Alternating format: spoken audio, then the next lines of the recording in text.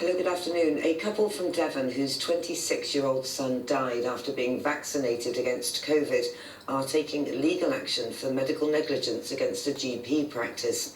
Jack Hearn died 3 years ago after developing blood clots on the brain, which occurred after he'd received the AstraZeneca vaccine.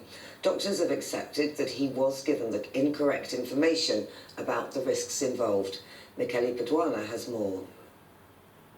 The only thing he said to me was, "I'm scared, I'm scared." Jack Hearn wanted to do the right thing, so the day after the COVID vaccine became available to his age group, he travelled to Dudley with his girlfriend. 8 days later, he was admitted to the Alexandra Hospital in Redditch, and from there, following a catastrophic stroke, to the Queen Elizabeth Hospital in Birmingham. They switched off the machines, and then we sat there with him, and Pete just rested his head on his chest.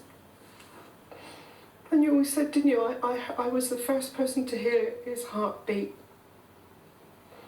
and I want to be the last person to hear it stop. And then that was it. When he was 26, nothing wrong with him. His parents in Liverton near Newton Abbot can't believe that the son, who had his whole life ahead of him, succumbed to blood clots on his brain, caused by something supposed to help him.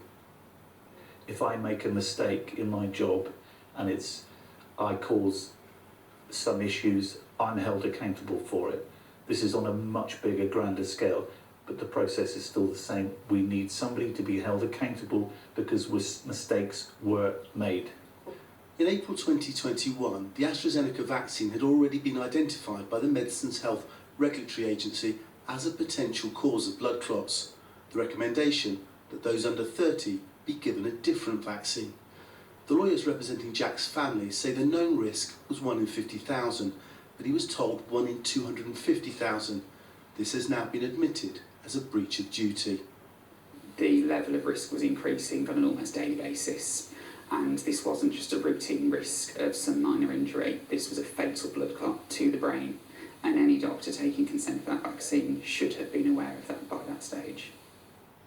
The Dudley and Netherton Primary Care Network lead practice has offered its deepest condolences to Jack's friends and family following his tragic death, but their lawyers deny responsibility, believing that he would have gone ahead with vaccination even if he had known the correct risk. The one thing that's been taken away from us is not being able to see Jack grow up fully into the man that he should have been, to do all the things that he should be doing, to develop, to have a family. All those rights have been wiped out and taken away. Michele Paduano, BBC Spotlight.